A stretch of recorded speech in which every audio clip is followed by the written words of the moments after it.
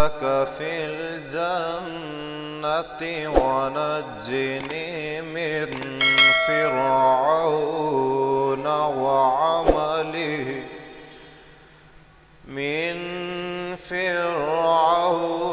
وعمله ونجني من القوم الظالمين.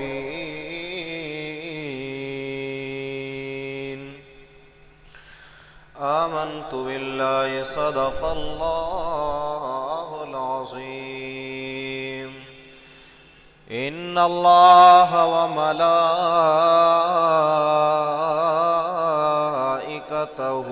يصلون على النبي يا أيها الذين آمنوا صلوا عليه وسلموا تسليما. الصلاة والسلام عليك يا سيدي يا رسول الله. الصلاة والسلام عليك يا سيدي يا حبيب الله.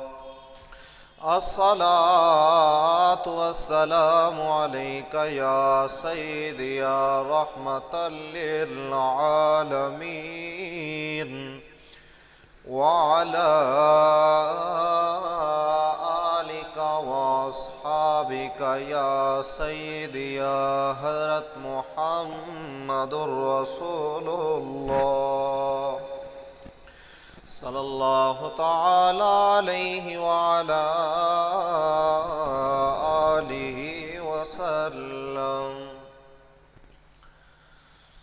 پردے پہ عمل دافع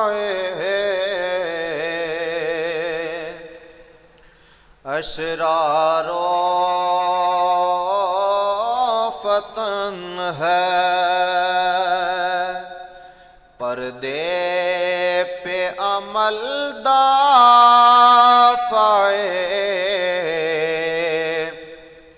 اشرار و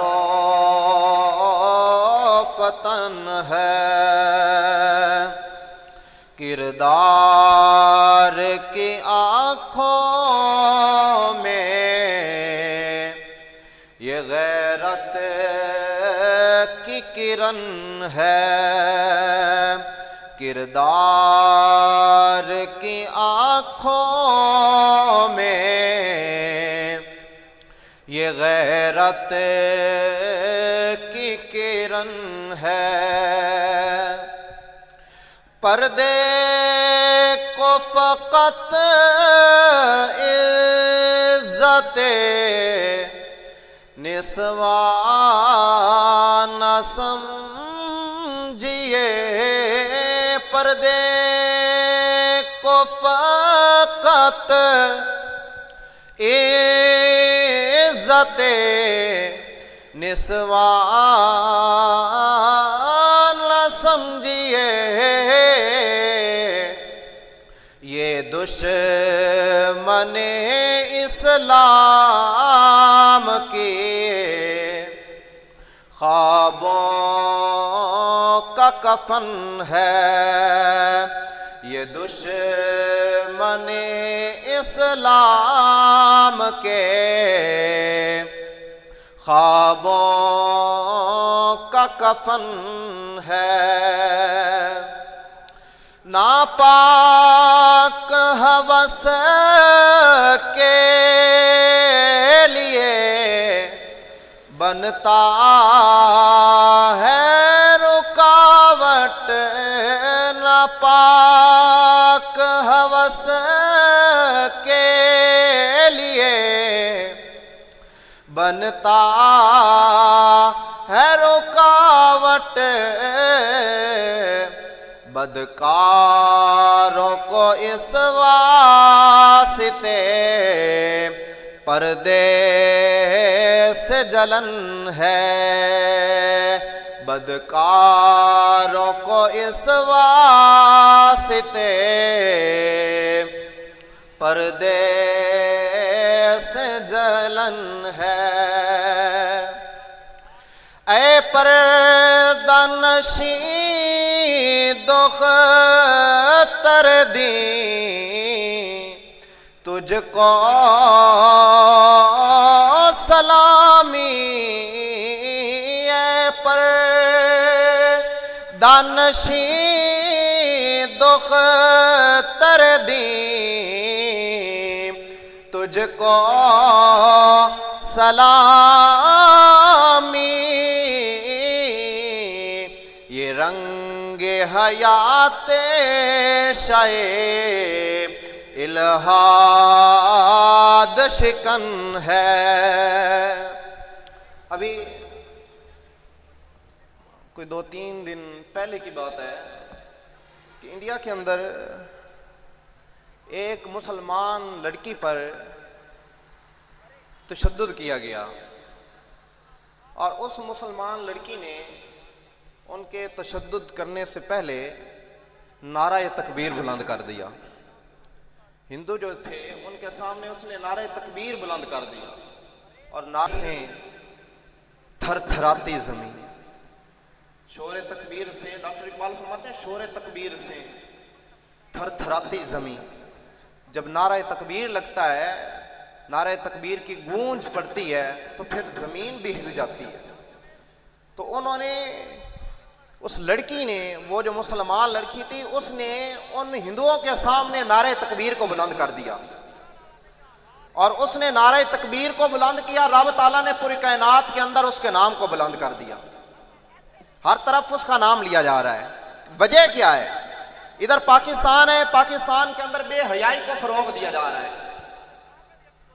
آپ دیکھتے ہوں گے کہ مارچ کے اندر عورتیں جو ہیں وہ سڑکوں پر آ جاتی ہیں، سڑکوں پر آ کر بے حجابی کا مظاہرہ کرتی ہیں، بے پردگی کا مظاہرہ کرتی ہیں، اور وہ یہ لوگوں کو بتلانا چاہتی ہیں کہ ہم پردے کے اندر جکڑ کر نہیں رہ سکتی ہیں، ہمیں آزادی چاہیے۔ ہم کہتے ہیں کہ تم کو کس طرح کی آزادی چاہیے؟ میرے کریم آقا صلی اللہ تعالیٰ علیہ وآلہ وسلم تو یہ فرما کر گئے کہ عورت کی پردے کے اندر عزت ہے، اور عورت کا معنی ہی پردہ ہے، اور جب عورت کا معنی پردہ ہے تو کس آزادی کے لیے سڑکوں پر آ کر یہ پمفلیٹ اٹھا کر کھڑی ہوتی ہے اور کہتی ہے کہ مجھے آزادی چاہیے؟ تو ان عورتوں کے منہ کے اوپر اس عورت نے تماچا مار دیا، اس مسلمان لڑکی نے تماچا مار دیا، جب ہزاروں ہندو اس کے سامنے تھے۔ یہ کوئی پرانی بات نہیں ہے، صرف 2-3 دن کی بات ہے کہ جب ہزاروں ہندو اس کے سامنے کھڑے تھے تو اس کے سامنے اس نے نعرہ تکبیر کو بلند کر کے بتا دیا کہ مسلمانوں کی بیٹی باہر بے حجاب نظر نہیں آتی، بلکہ وہ پردے کے اندر نظر آتی ہے، وہ پردے کے اندر نظر آتی ہے۔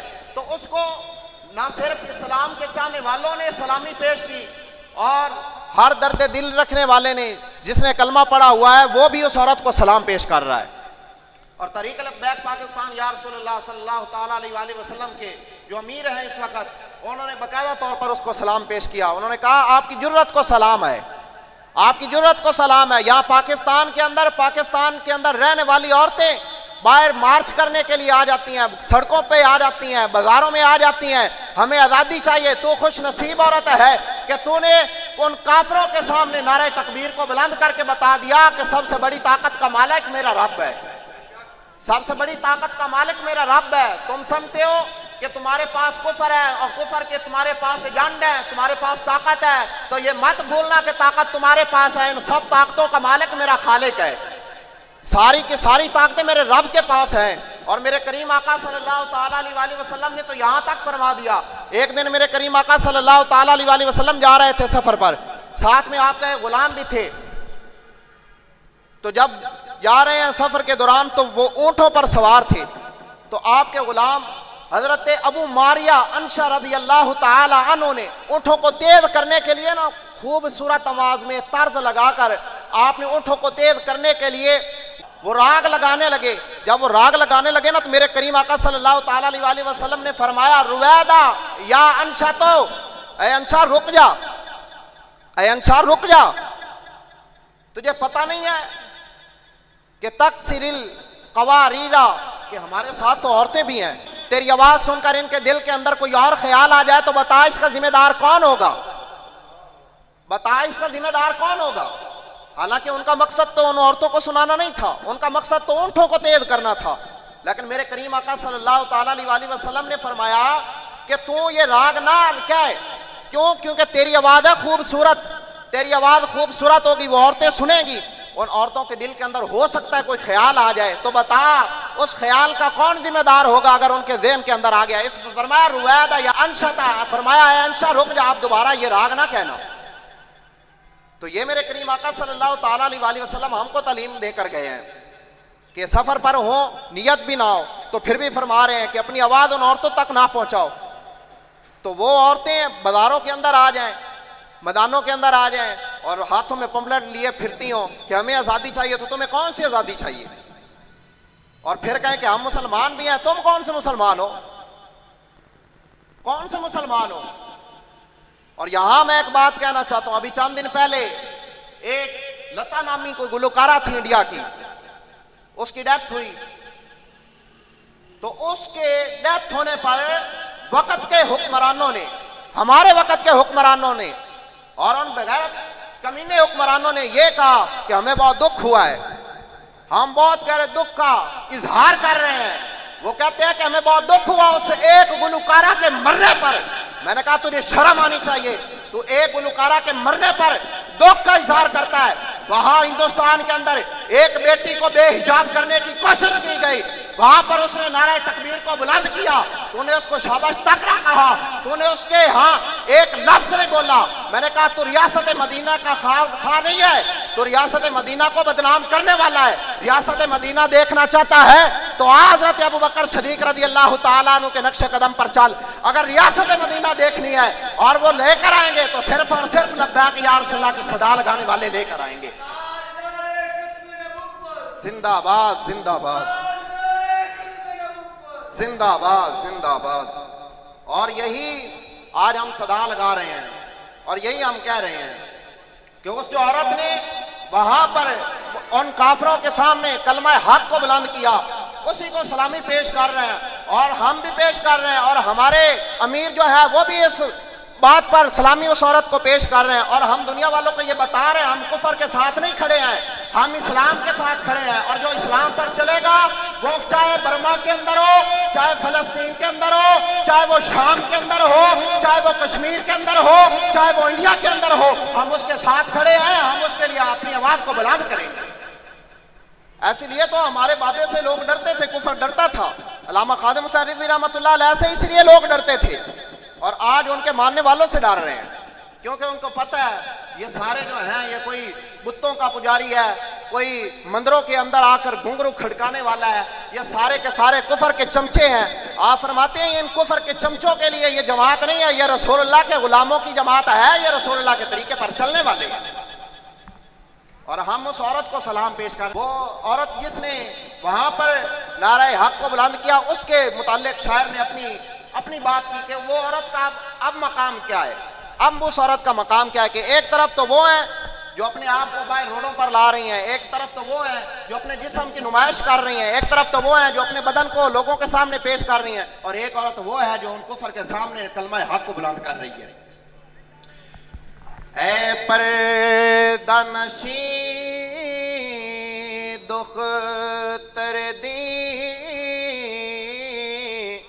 तुझको सलामी, ऐ पर्दा नशी दुख तरदी तुझको सलामी, ये रंग हयाती शाए इल्हाद शिकन है।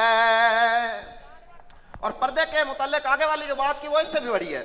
आप फरमाते पर्दे के लिए तूने जो आवाज उठाई, पर्दे के लिए तूने जो आवाज उठाई,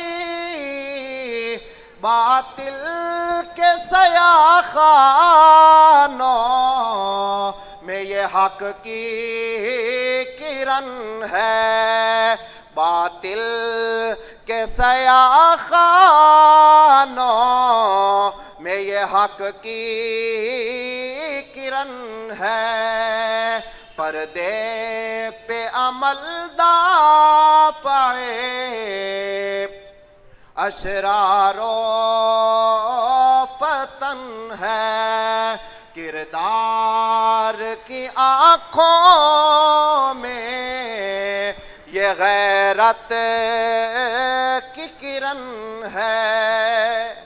میرے کریم آقا صلی اللہ تعالیٰ علیہ وآلہ وسلم پر نازل ہونے والی کتاب قرآن مجید فرقان حمید کے اندر اللہ کریم نے بیان فرمایا، عورتوں کو خطاب کر کے فرمایا وَضَرَبَ اللَّهُ مَثَلًا لِلَّذِينَ آمَنُوا امْرَأَتَ فِرْعَوْنَ إِذْ قَالَتْ رَبِّ ابْنِ لِي عِندَكَ بَيْتًا فِي الْجَنَّةِ وَنَجِّنِي مِنْ فِرْعَوْنَ وَعَمَلِهِ وَنَجِّنِي مِنَ الْقَوْمِ الظَّالِمِينَ۔ اللہ رب العزت ارشاد فرما رہا ہے کہ فرعون کی بیوی حضرت آسیہ رضی اللہ تعالی عنہا اللہ کی بارگاہ میں عرض کرتی ہے، وہ عرض کرتی ہے رب تعالیٰ اس بات کو اپنے پاک کلام کے اندر بیان فرماتا ہے، اس بات کو اپنے کلام کے اندر بیان فرماتا ہے۔ میرا اللہ ارشاد فرما رہا ہے وَضَرَبَ اللَّهُ مَثَلًا لِلَّذِينَ آمَنُوا امْرَأَتَ فِرْعَوْنَ، میرا رب فرماتا ہے اے عورتوں کائنات والی عورتوں تم ایسی ہو جاؤ جیسے فرعون کی بیوی تھی، جیسے فرعون کی بیوی تھی۔ فرعون کے اندر کمال نہیں تھا، وہ بے ایمان تھا، لیکن اس کی بیوی ایماندار تھی، اس کی بیوی کے دل کے اندر ایمان کی دولت تھی، کیونکہ وہ اللہ کے نبی سے پیار کرنے والی تھی۔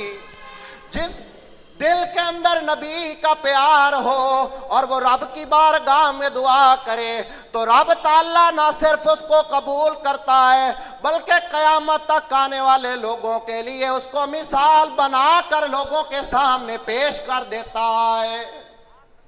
اللہ نے اس بات کو قرآن مجید کے اندر بیان کر کے لوگوں کے سامنے پیش کر دیا، فرمایا تم عورتوں اگر بننا چاہتی ہو نا تو اس عورت جیسی بنو جیسی عورت فرعون کی جو بیوی تھی حضرت آسیہ علیہ السلام ویسی بن جاؤ۔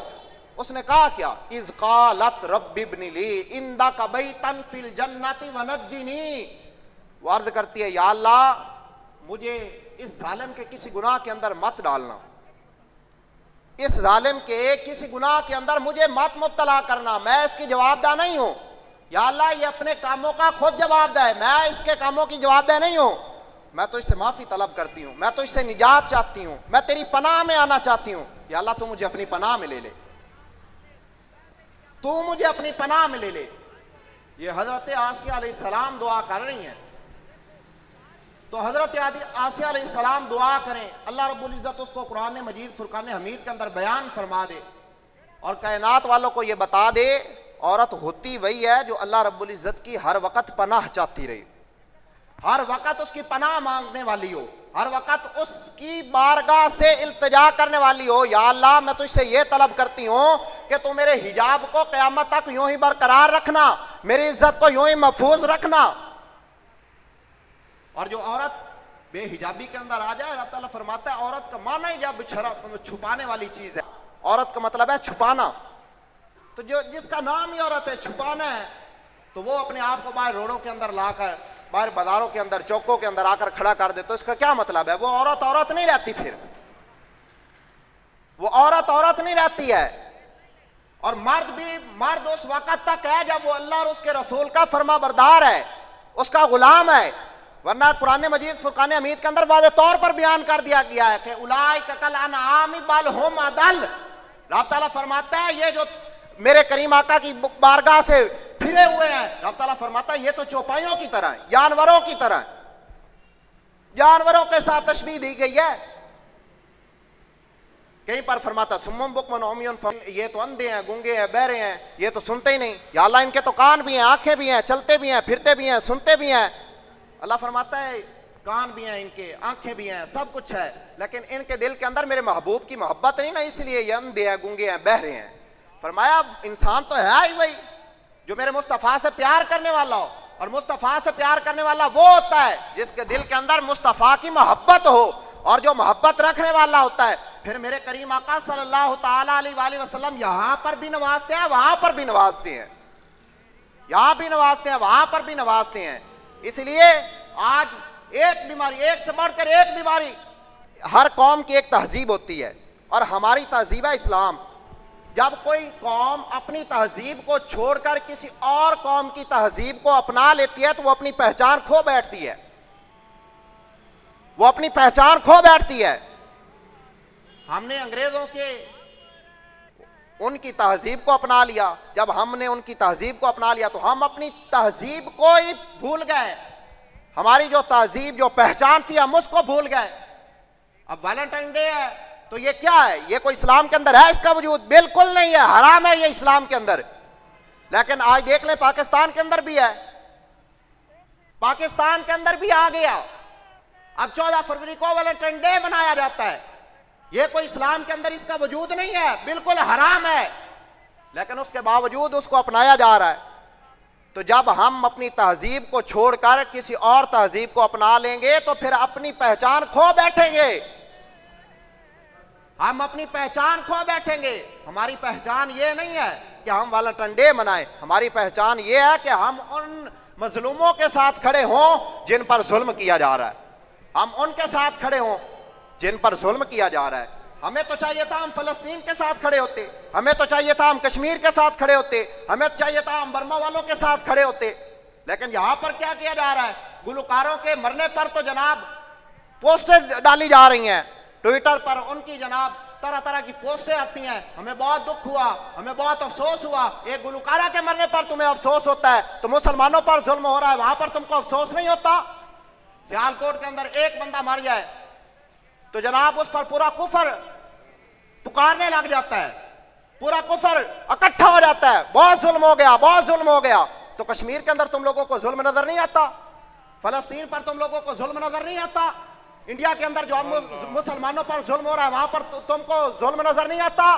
صرف ہندو اور کافروں پر جو ظلم ہو وہی تم کو نظر آتا ہے۔ تو یہاں سے پتہ یہ چلتا ہے کہ تمہارے دل کے اندر کفر کے لیے نرمی ہے، تمہارے دل کے اندر کفر کے لیے نرمی ہے۔ مسلمانوں کے لیے تم سخت ہو، اور مومن جو ہوتا ہے وہ کفر والوں کے لیے سخت ہوتا ہے اور مومنوں کے لیے وہ نرم دل ہوتا ہے۔ اور تحریک لبیک یا رسول اللہ صلی اللہ تعالیٰ علیہ وآلہ وسلم والے مومنوں کے ساتھ رحم کرنے والے ہیں، ان کے ہاں چلنے والے ہیں، اور کفر کے ساتھ وہ بڑے سخت ہیں، اور یہی صدا لگاتے ہیں من سب نبیشن، من سب نبیشن، من سب نبیشن، من سب نبیشن، تاجدار ختم نبوت، تاجدار ختم نبوت۔ انشاءاللہ تحریک لبیک یا رسول اللہ صلی اللہ تعالیٰ علیہ وآلہ وسلم والوں کے پاس جب طاقت آئے گی تو پھر آپ لوگوں کو کہنا نہیں پڑے گا کہ آج کشمیر کے اندر، آج انڈیا کے اندر ایک مسلمان لڑکی کو بے حجاب کرنے کی کوشش کی گئی اور کوئی بولا نہ۔ پھر میدان کے اندر مسلمانوں کے جو قید ہوگا وہ میدان کے اندر خود ہی آ کر ان کو جواب دے گا